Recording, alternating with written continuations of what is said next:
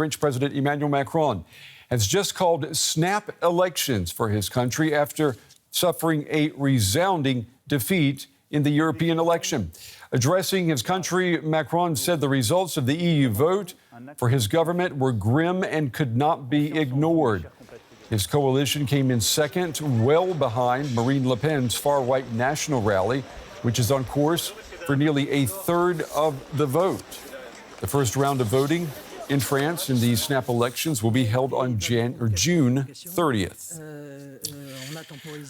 All right, let's go now to our correspondent, Sonia Fondekar. She is following events for us from Paris.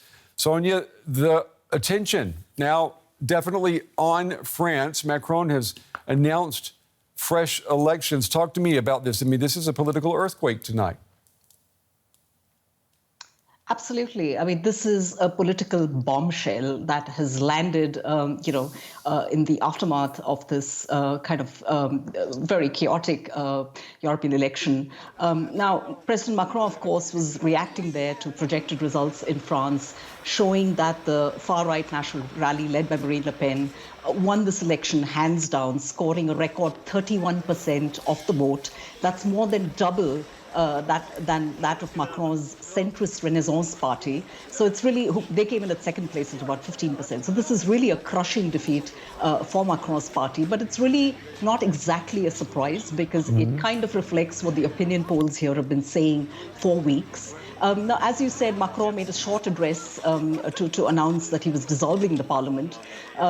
He spoke of the rise of the far right and the EU skepticism. He said that the outcome of the EU elections is not a good result for parties who defend Europe.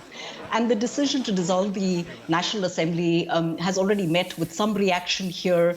French media have been showing some footage of his supporters in absolute shock and disbelief when he made this announcement. And on the contrary, we've seen supporters of Marine Le Pen celebrating this, calling for dissolution, at an electoral event where Marine Le Pen is addressing tonight in Paris. And what does this all mean for Marine Le Pen's far-right National Rally Party, Sonia? And I ask, could we be talking in July, could we be talking about a possible Madam President Le Pen?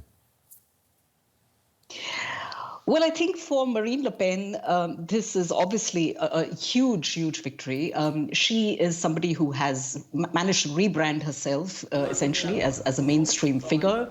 She has managed to tone down detoxify, if you like, the more radical aspects of her party, the kind of racism and anti-Semitism her party was known for.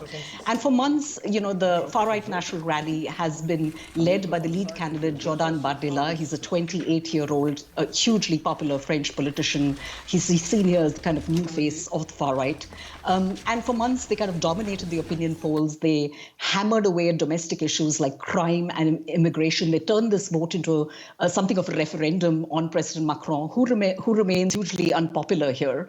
And I think this victory for Le Pen certainly has implications for France, because this vote is widely seen as a barometer of the national mood ahead of the presidential elections in 2027, where Marine Le Pen is running for the presidency. It will be her fourth bid for power. And her hope, of course, is that this strong showing will boost her own chances and her ambitions to finally get into the Élysée. And so I just want to ask you about the timing of all of this. I mean, this seems like a lot of political uncertainty, and it's coming right before Paris is about to host the Olympics. Well, for weeks, we've heard Jordan Bardella, the lead candidate of the far-right National Rally, saying that, he would call for the dissolution of the parliament if Macron suffered a crushing defeat. But nobody really expected to do this. And he's also not constitutionally obliged to do this. So in that sense, it has come as a big surprise to people. I think the fundamental problem here is that Macron is presiding over a minority government, and he emerges ever more weakened now. Okay, our correspondent Sonia Fondekar with the latest from Paris tonight. Sonia, thank you.